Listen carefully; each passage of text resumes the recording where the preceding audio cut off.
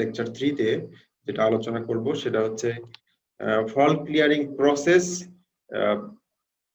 with some realistic examples.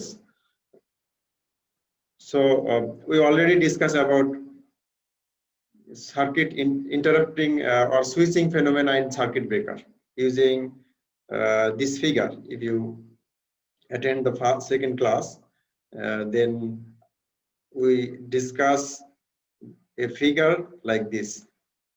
Recall the figure.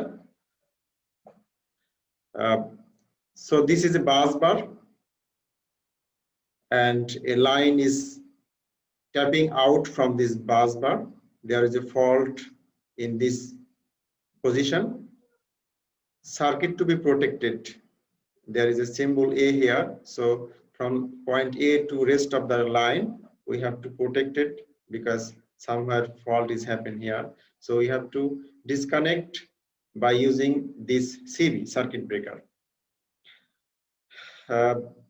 Remember, if use current flow through this line, then the current transformer secondary sense the current and relay coil energize. কোনো একটা লাইনের কোনো টার্মিনালে যদি fault হয় তাহলে faulty পার্টটাকে আমাদেরকে clear করতে হলে সার্কিট ব্রেকারটা কি করতে হবে, টার্ন অফ করে দিতে হবে।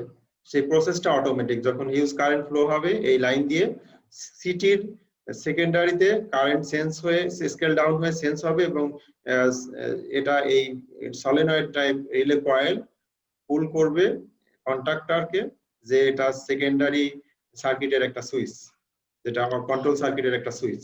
সেই সুইচটা অন হয়ে গেলে ব্যাটারি বা অক্সিলারি কোনো পাওয়ার ফ্লো হয়ে আরেকটা কয়েল, যেটাকে টিপ কয়েল বলে,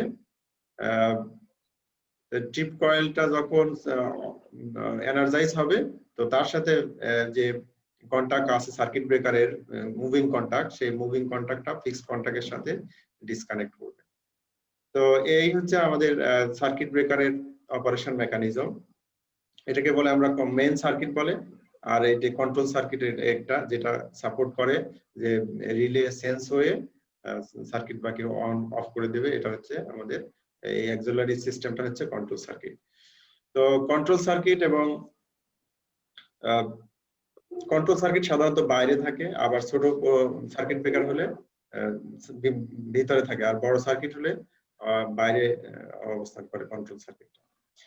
তো যাই হোক, আমরা এই প্রসেসটা একটু ডিটেইলস আলোচনা করব in terms of voltage and current wave shift আলোচনা করা যাবে।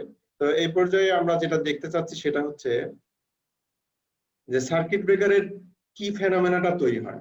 দ্য ফলোইং ফেনোমেনা, দেখো আর্টিকেল 3.1 ইন্ট্রোডাকশন চ্যাপ্টার 3 সুনীল রাউর বইয়ের, the following phenomena can be observed during the fault clearing process.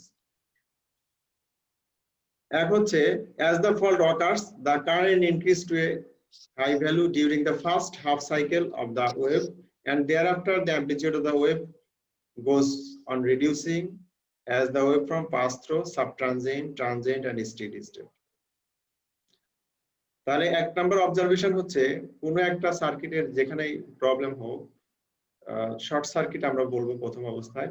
Short circuit হলেই যেটা উইদিন মিলি সেকেন্ডের ভিতরে, অর্থাৎ কয়েকটা সাইকেলের ভিতরে স্টার্টিং সাইকেলে যখন শর্ট সার্কিট হয়ে গেল, তখন যে কারেন্টটা ফ্লো হবে শর্ট সার্কিট কারেন্ট, সেই কারেন্টটার ফার্স্ট ফিউ সাইকেলকে যে কারেন্ট হয় সেই কারেন্টটাকে আমরা বলবো সাবট্রানজিয়েন্ট।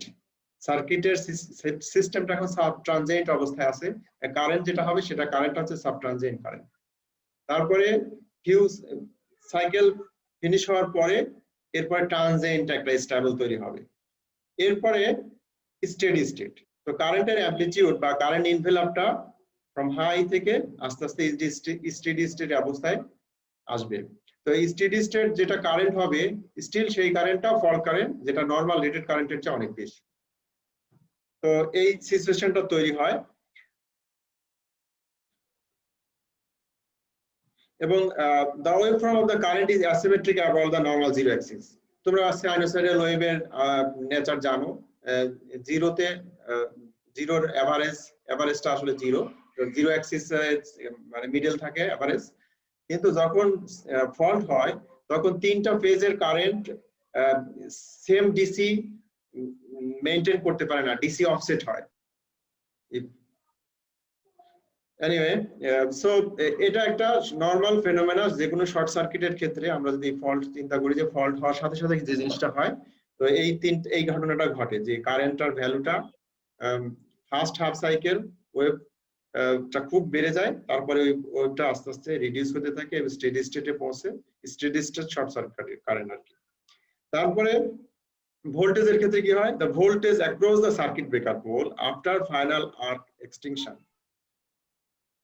এই যে এখন যখনই শর্ট সার্কিট হলো, তো আমরা সার্কিট ব্রেকারটি কিন্তু সাথে সাথেই অফ করা সম্ভব না।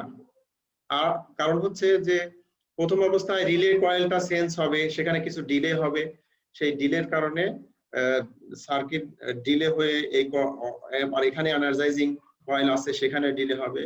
অর্থাৎ সাব ট্রানজিয়েন্ট সাধারণত অবস্থা পার হওয়ার পরে ট্রানজিয়েন্ট অবস্থায় সার্কিট ব্রেকারটা অফ করা যায়, কিন্তু অফ করতে গেলেও দেখা যাচ্ছে যে অফ করছি physically, circuit breaker contact open আছে, কিন্তু আর্কিং হয়েছে in between moving and fixed contact, সেটার কারণে কারেন্ট স্টিল ফ্লো হচ্ছে। তাহলে 2 নাম্বার ফেনোমেনা হচ্ছে যে voltage across circuit breaker pole after final arc extension has relatively high amplitude. তো যখন আর্কও চলে গেল, আর্ক এক্সটেনশন হলো, তো এখন ওপেন হয়ে গেছে সার্কিট ব্রেকার ওপেন হওয়ার কারণে তার টার্মিনালে একটা ভোল্টেজ ক্রিয়েট হয়েছে। সেই ভোল্টেজটাকে আমরা বলবো প্রথম কয়েক হাফ সাইকেল বা 1 সাইকেলের ভোল্টেজটাকে আমরা বলবো যে ট্রানজিয়েন্ট রিকভারি ভোল্টেজ, যেখানে পাওয়ার সাপ্লাইয়ের ফ্রিকোয়েন্সির সাথে হাই ফ্রিকোয়েন্সি কম্পোনেন্ট থাকবে। এই হাই ফ্রিকোয়েন্সি কম্পোনেন্টের জন্য এটাকে আমরা বলবো সাব ট্রানজিয়েন্ট ভোল্টেজ। তারপরে within fraction of millisecond sub transient মানে frequency low frequency high frequency component die out হওয়ার পরে নরমাল পাওয়ার ফ্রিকোয়েন্সিতে স্টিল হাই ভোল্টেজ এস্টাবলিশ হবে, সেটাকে বলবো আমরা তোমার transient recovery voltage. The voltage has a high frequency transient component superimposed power frequency component. Circuit breaker connected to generator on no load at a terminal voltage. Circuit breaker is in open position and the rotor side and the other side of the circuit breaker is short circuited. খেয়াল করো যে এখানে যেটা বলতেছে যে এখানে এই যে একটা জেনারেটর আছে 3.6 figure 3.6 sudden 3 phase short circuit of an alternator. একটা যেটা হিউজ একটা জেনারেটর আছে, সেই জেনারেটরটা আমরা সাধারণত কি করি সার্কিট ব্রেকার দিয়ে কানেক্ট করি গ্রিডের সাথে, কেমন? তো সেই রকম একটা সিচুয়েশন এখানে সেই একটা ফিগার দেওয়া আছে। এখন দেখো যে এখানে যেটা দেওয়া আছে 3 ফেজ আছে, 3টা ফেজের সাথে সার্কিট ব্রেকার কানেক্টেড আছে।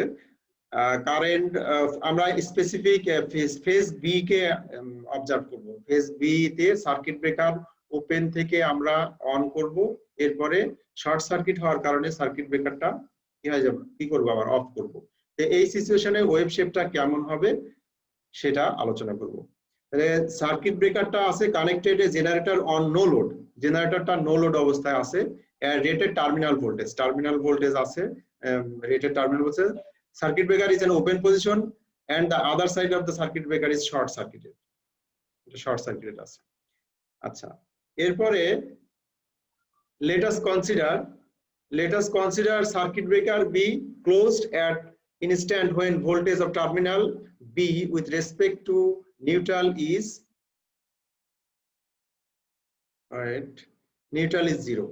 So let the circuit breaker be closed. আমরা সার্কিট ব্রেকারটা ক্লোজ করব, তাই না? ক্লোজ করব at the instant when the voltage terminal B with neutral is 0. In such case, the short circuit current in phase B will have maximum DC component, and the waveform of current IB will be unsymmetrical about normal zero axis as shown in figure 3.7. Figure 3.7 হচ্ছে তোমার left side top কর্নারে আমি যে তোমার যেটা পিডিএফটা share করতেছি সুনীল রায়ের বইয়ের, সেটা লেফট সাইডে আছে, এটাই ফিগার 3.7।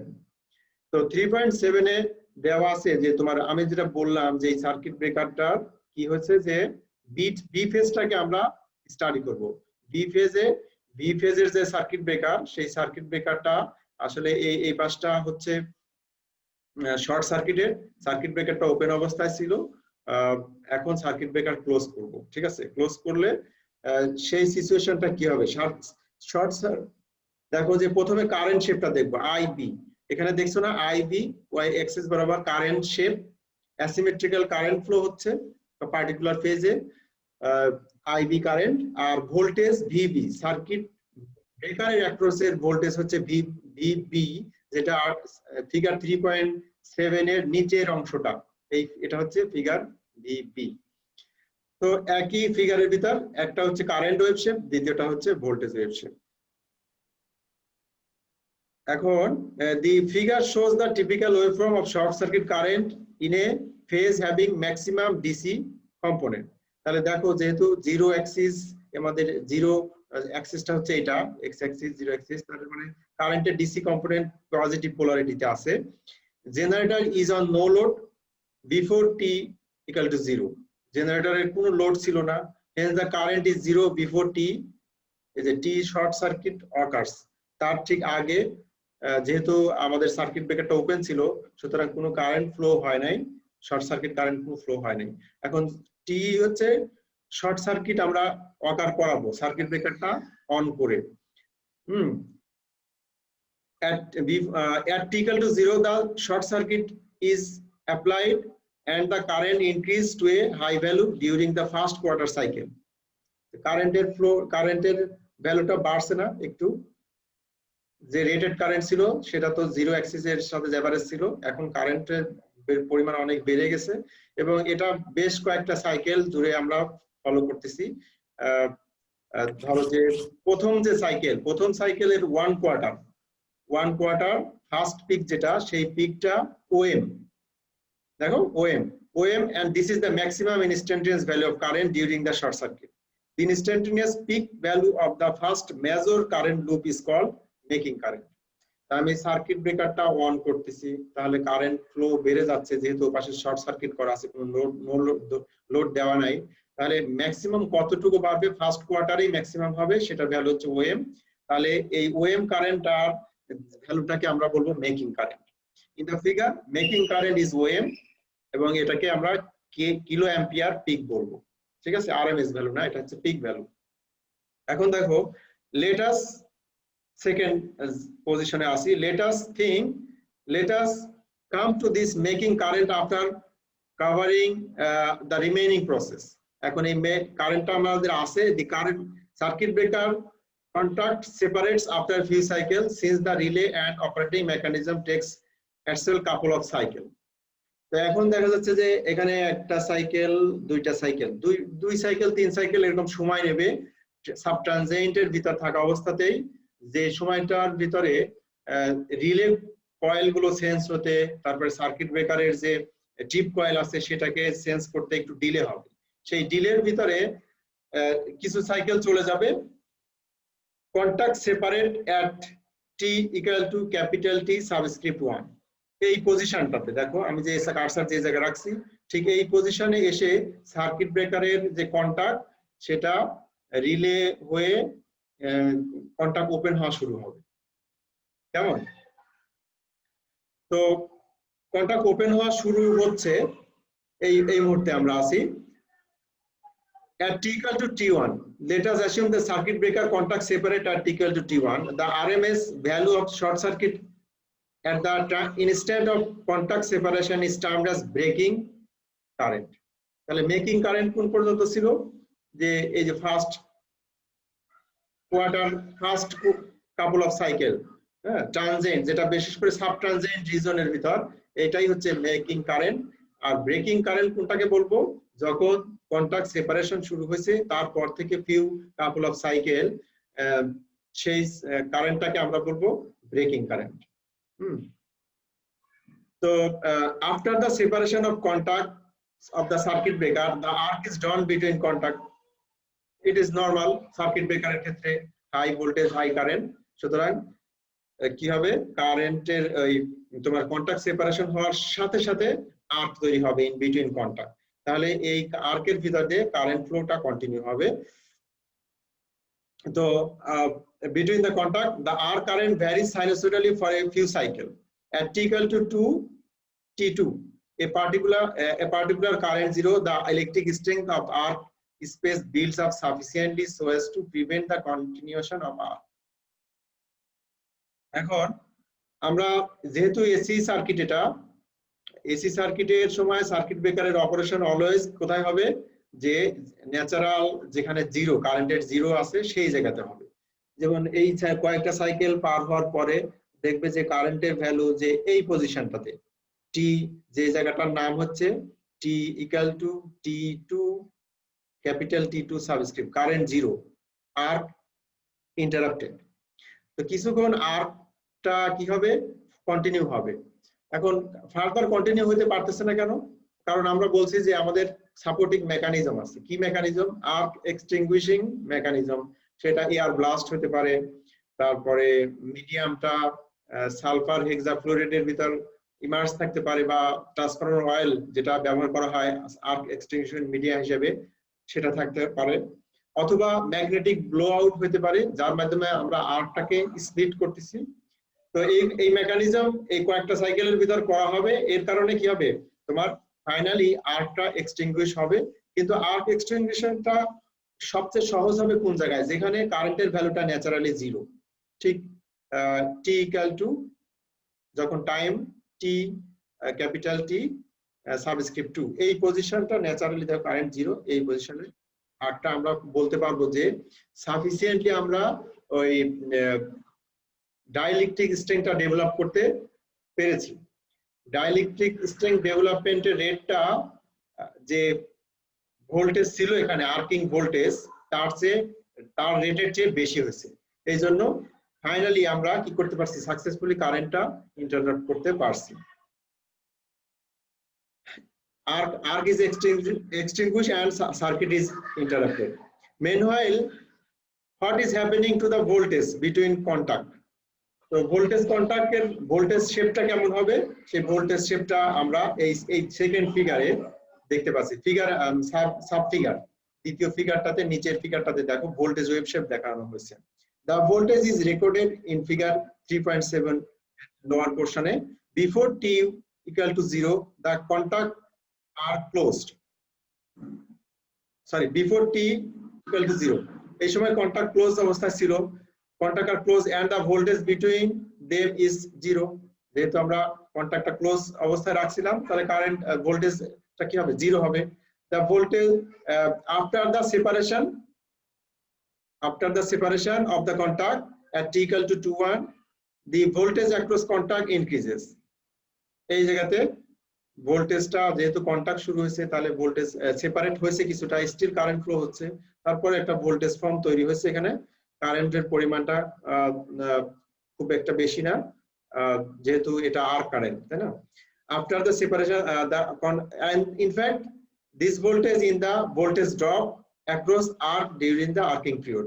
তো এই ভোল্টেজটা আসলে কি ভোল্টেজ, এটা কি ওপেন সার্কিট ভোল্টেজ? না, এই ভোল্টেজটা হচ্ছে তোমার আর্কের ভোল্টেজ। আর্ক আসলে আর্কে আমরা কনসিডার করব not inductive not capacitive, just একটা রেজিস্টিভ এলিমেন্ট। তো এই আর্কের অ্যাক্রসের ভোল্টেজটা এরকম হবে।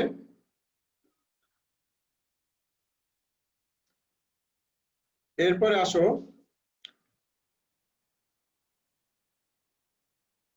during subsequent half cycle the voltage across contact increase and decrease across arc resistance. Finally at t equal to 2, when the arc get extinguished, a high frequency voltage transient appear across the contact, which is superimposed on power frequency or system voltage.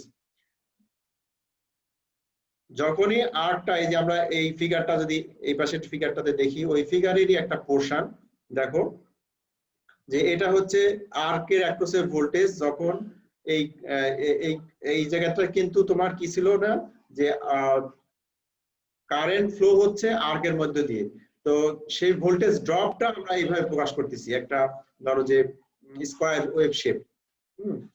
এখন current এই জায়গাতে zero ছিল, এই যে কারেন্টের expression দেখো, কারেন্টের ভ্যালুটা যেটা আর্কিং কারেন্ট, সেই আর্কিং কারেন্টটা জিরো।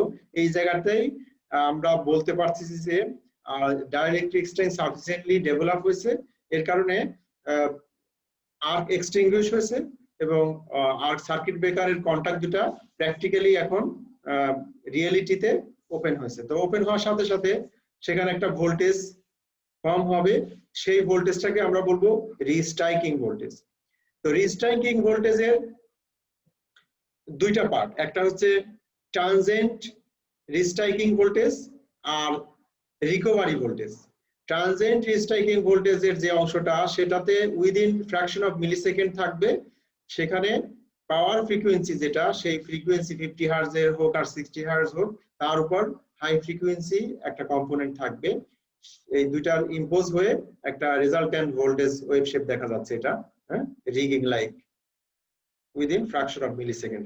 এরপরে এই high frequency component die out হয়ে গেলে যে এটা নরমাল পাওয়ার ফ্রিকোয়েন্সি ভোল্টেজ থাকবে, সেইটাই হচ্ছে রিকভারি ভোল্টেজ। Recovery voltage. তাহলে রিস্ট্রাইকিং ভোল্টেজ এবং রিকভারি ভোল্টেজের আমরা ডেফিনিশন এখানে পেয়ে গেলাম। The transient recovery voltage or restriking voltage has profound effect on circuit. The current that would flow in the circuit breaker while replaced by solid conductor is called prospective current. এখন এই prospective current বলতে আসলে বাস্তবতা নাই এর, এই ফিগারে দেখো prospective current নামে একটা টার্ম ব্যবহার করছে, prospective current। prospective current হচ্ছে আসলে যদি আমরা ওই অবস্থায় আর্ক যেটা ছিল, আর্কটাকে রিপ্লেস করতাম একটা কন্ডাক্টর দিয়ে, তখন সেই কন্ডাক্টরের ভিতর দিয়ে যে কারেন্ট ফ্লো হতো, সেই কারেন্টটা হচ্ছে প্রসপেক্টিভ কারেন্ট। আসলে প্রসপেক্টিভ কারেন্ট বলতে কোনো কারেন্ট নেই, জাস্ট একটা অ্যাজাম্পশন ওয়েভ শেপ, যদি আমরা আর্কটাকে চেঞ্জ করে দিতাম তাহলে এই সমস্যাটা হতো একটা সলিড কন্ডাক্টর দিয়ে।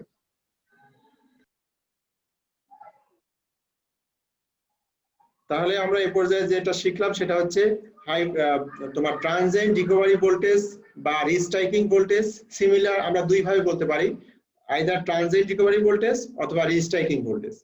আর আরেকটা বলতে পারি যে এটা এর পরের অংশ যেখানে ডাই আউট হয়ে যাবে high frequency component, recovery voltage. এখন রিস্ট্রাইকিং ভোল্টেজটা আর্ক রিস্টাবলিশ করতে পারে, আর্কে রিস্টাবলিশ করতে পারে।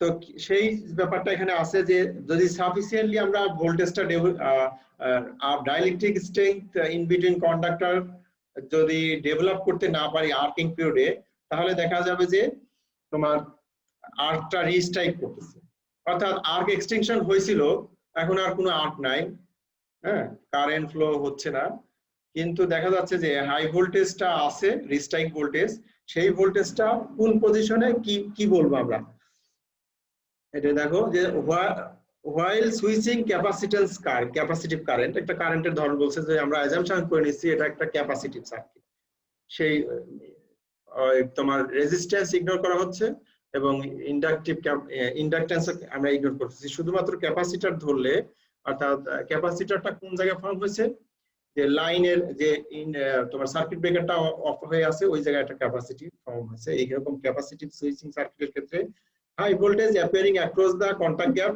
can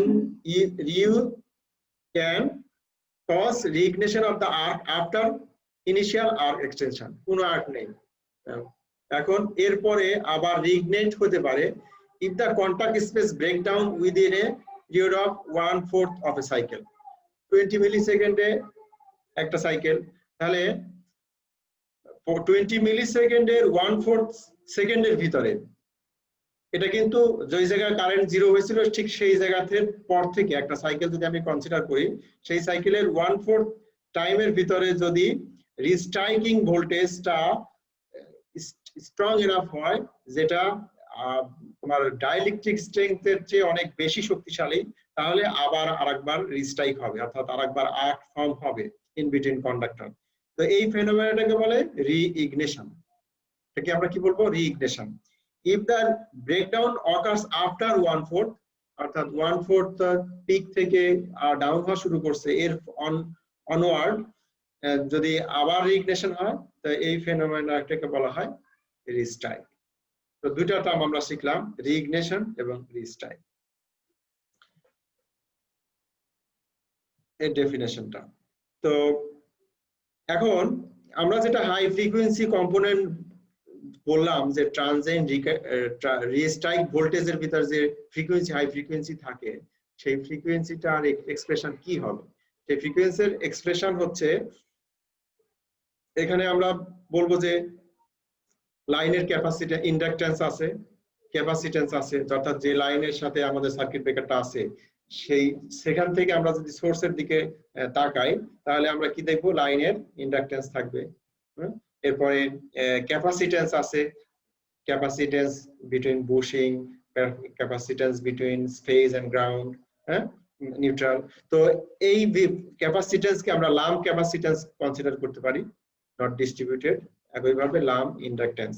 তো সেই সিম্পলিফাইড এক্সপ্রেশন একটা এলসি সার্কিটের ক্ষেত্রে যখন আমরা সার্কিট ব্রেকারটা সাকসেসফুলি রিস্ট্রাইক তোমার আর্ক এক্সটিংগুইশ করবে, সাথে সাথে সার্কিট ব্রেকারের অ্যাক্রসে যে রিস্ট্রাইক ভোল্টেজ ডেভেলপ হবে সেই রিস্ট্রাইক ভোল্টেজটা superimpose of high frequency component এবং নরমাল পাওয়ার ফ্রিকোয়েন্সি কম্পোনেন্টের দুটার সুপারপজিশন। তাহলে সেই ফ্রিকোয়েন্সি যে সেই জায়গায় যে ফ্রিকোয়েন্সিটা হবে সেই ফ্রিকোয়েন্সির এক্সপ্রেশন হচ্ছে এটা, যেখানে এফএন হচ্ছে frequency of transient recovery voltage in hertz, আর এল হচ্ছে ইকুইভ্যালেন্ট ইন্ডাকট্যান্স এন্ড এতে ক্যাপাসিটেন্স। তো এটাই হচ্ছে আমাদের একটা সার্কিটের ক্ষেত্রে এগুলো স্টিল যেটা আমরা আজকে দেখলাম আলোচনা করলাম সেটা হচ্ছে সিম্পলিফাইড এক্সপ্রেশন। আমরা শুধু কনসিডার করছি এল এবং সার্কিটের ইন্ডাকট্যান্স এবং ক্যাপাসিটেন্স। এখানে আরো কিছু তোমার ম্যাথমেটিক্যাল প্রবলেম আছে এই ইকুয়েশনটাকে বেস করে। ধরো যে একটা সার্কিট ব্রেকার কোনো একটা সার্কিটের সাথে কানেক্ট করা আছে, তখন সার্কিট ব্রেকারের ক্ষেত্রে বিভিন্ন প্যারামিটারের ভ্যালু দেওয়া আছে, তোমার ইন্ডাকট্যান্সের ভ্যালু, ক্যাপাসিটেন্সের ভ্যালু, সিম্পলি বের করো রিস্ট্রাইকিং ভোল্টেজ কত এবং কোন টাইমে আমরা সার্কিটের কত পিরিয়ড থাকবে, রিস্ট্রাইকিং টাইম যেটা সেটা কতটুকু টাইম ব্যাপী থাকবে, আরো অন্যান্য ক্যালকুলেশন হতে পারে।